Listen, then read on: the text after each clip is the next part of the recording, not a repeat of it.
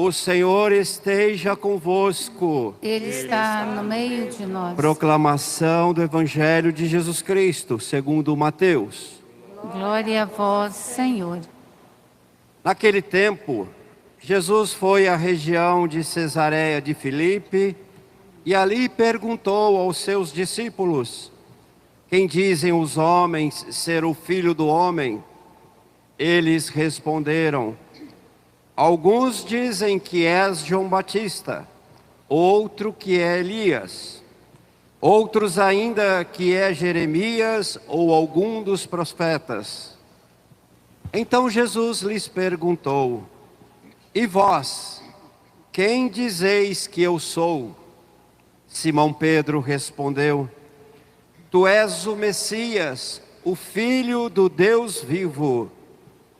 Respondendo, Jesus lhe disse: feliz és tu, Simão, filho de Jonas, porque não foi um ser humano que te revelou isso, mas o meu Pai que está no céu.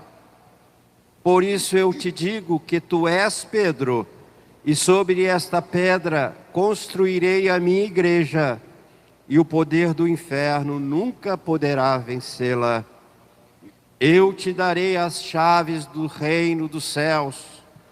Tudo o que tu ligares na terra será ligado nos céus, e tudo o que tu desligares na terra será desligado nos céus. Palavra da salvação. Glória a vós, Senhor.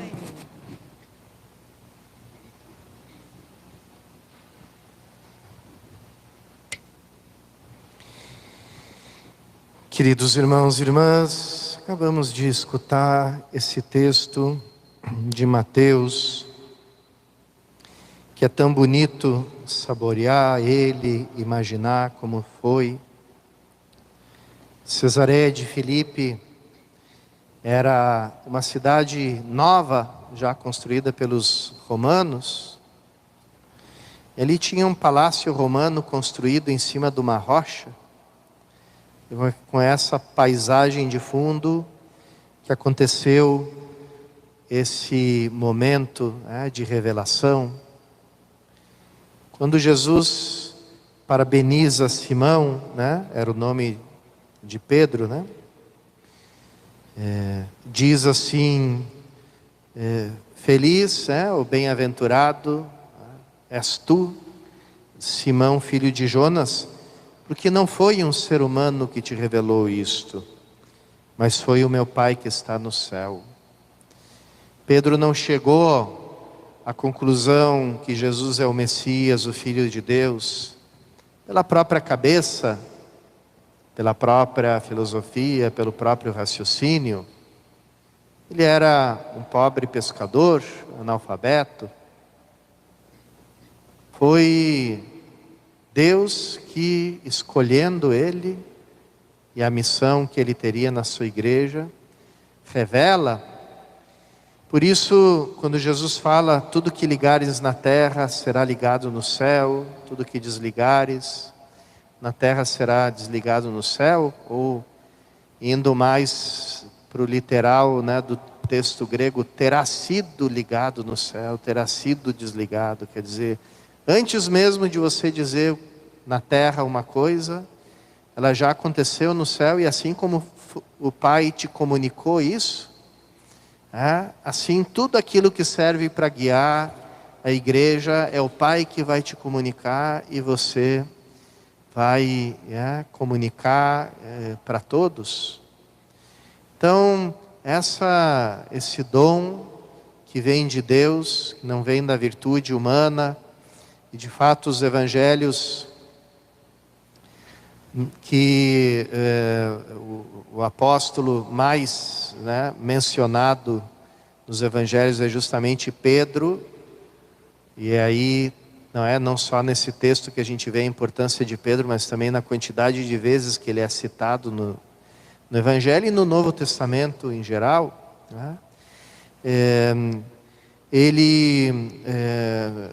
Todo o Novo Testamento não faz nenhum grande elogio a Pedro. De fato, fala aquele caráter dele, né, impetuoso, que quer resolver as coisas na hora, sem pensar, que fala sem pensar, depois se arrepende, né, que tem grandes momentos de coragem, mas também grandes momentos de covardia. Então, Pedro é um simples ser humano, com qualidades, com defeitos, com misérias, como todos nós. Mas nele se realiza um mistério. Isso que se aplica a Pedro, se aplica a toda a igreja e se aplica também a cada um de nós. O mistério da igreja de Deus que vive em nós como membros de Cristo, como pedras vivas da sua igreja. E Pedro recebe essa missão especial, que é claro, é uma missão para toda a igreja, de todos os tempos, de todos os lugares. Ela não fica confinada àquela pessoa individual de Pedro, naquela existência terrena, ela é um dom dado para toda a igreja. O dom dessa fé inabalável, o dom dessa verdade que é comunicada pelo Pai, através do Espírito Santo, a sua igreja. Isso a igreja entendeu desde o início, desde o começo, os primeiros escritos dos cristãos, nos primeiros anos, nas primeiras décadas, os primeiros séculos da igreja, todos eles atestam essa missão especial da igreja de Roma, mesmo quando depois Roma deixou de ser a capital do Império Romano, se tornou só uma cidade decadente, entregue à peste, entregue às pilhagens, Mesmo assim, eles sabiam, aqui esteve Pedro, Então, aqui essa rocha, na qual Cristo construiu a igreja, continua se manifestando, manifestando que aquilo que ela nos ensina não vem da cabeça dos homens, não vem da opinião, mas vem do Pai.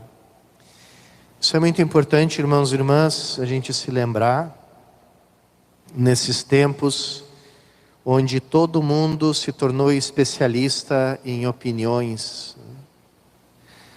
Cada um tem a sua opinião, tem o seu fórum. Quando eu fiz faculdade de comunicação social, não vou dizer quantos anos atrás, mas ainda não existia internet, então vocês façam a conta, diziam assim, os meios de comunicação são propriedade de umas poucas famílias, de umas poucas pessoas que podem dizer o que bem entenderem, podem dizer os maiores absurdos, e todo mundo tem que escutar calado, E agora, como vocês sabem, com a internet tudo mudou. Agora todo mundo pode dizer todos os absurdos que quiser, à vontade, sem problema nenhum. Então, nesses tempos onde a verdade muitas vezes é abafada pelo tumulto das opiniões, e que parece que quanto mais raivosa for a opinião, quanto mais bile tiver nos dedos de quem está escrevendo atrás do teclado, parece que mais é escutado. Nesses tempos, como é importante a gente lembrar, não vivemos de opiniões, não é a carne e o sangue, como diz Jesus no texto literal, que nos revelam a verdade sobre Cristo, a verdade da fé, é o próprio Pai do céu. E quem despreza, desrespeita aquele que foi colocado como pedra por Cristo, desrespeita o próprio Cristo.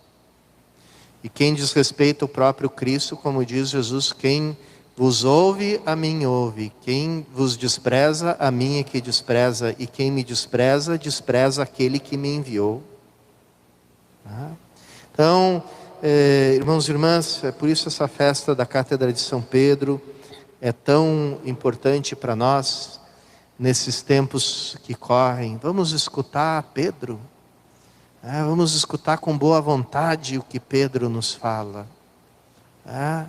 Não vamos escutar já com duas pedras na mão, prontos para dar a pior interpretação possível para tudo que ele fala, para qualquer gesto dele, para qualquer palavra dele, acusando ele de tudo. Cuidado, ali é Jesus que fala por meio dele. Então, é escutar e interpretar tudo o que ele diz à luz da igreja, à luz da doutrina, à luz da nossa família, não à luz da ideologia. Quantas vezes o Santo Padre, o Papa, lhe fala do tema dos pobres, da pobreza, e já logo se levantam, esquerda, não sei o quê. A gente não tem, nós somos uma família. Os nossos termos, as nossas palavras, os assuntos que nos falam, se entendem, se interpretam à luz da nossa experiência, não da experiência das ideologias, dos partidos, da política, da economia, seja do que for. É à luz da nossa fé, da fé que a gente tem, da família, não de quem está lá fora, que não conhece nada da vida nova que nós temos. Então, é assim, com esse espírito, que a gente tem que escutar e que a gente tem que entender e interpretar tudo aquilo que vem ali daquela cátedra, daquela cadeira, daquela pedra, e daquele que tem o poder das chaves.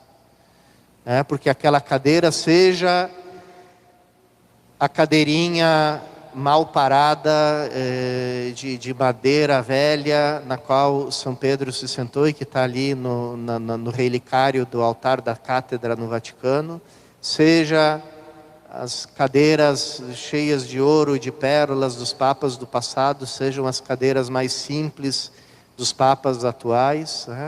Ali não importa o material daquela cadeira, importa que voz a gente está escutando que sai dali.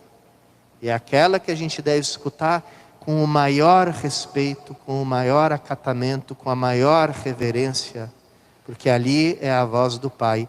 Peçamos essa graça da fé, que nos fala da verdade, longe de qualquer opinião e tumulto de opiniões do mundo, e que nos lembra sempre: Tu és Pedro, sobre essa pedra edificarei a igreja, e o poder do mal nunca prevalecerá contra ela.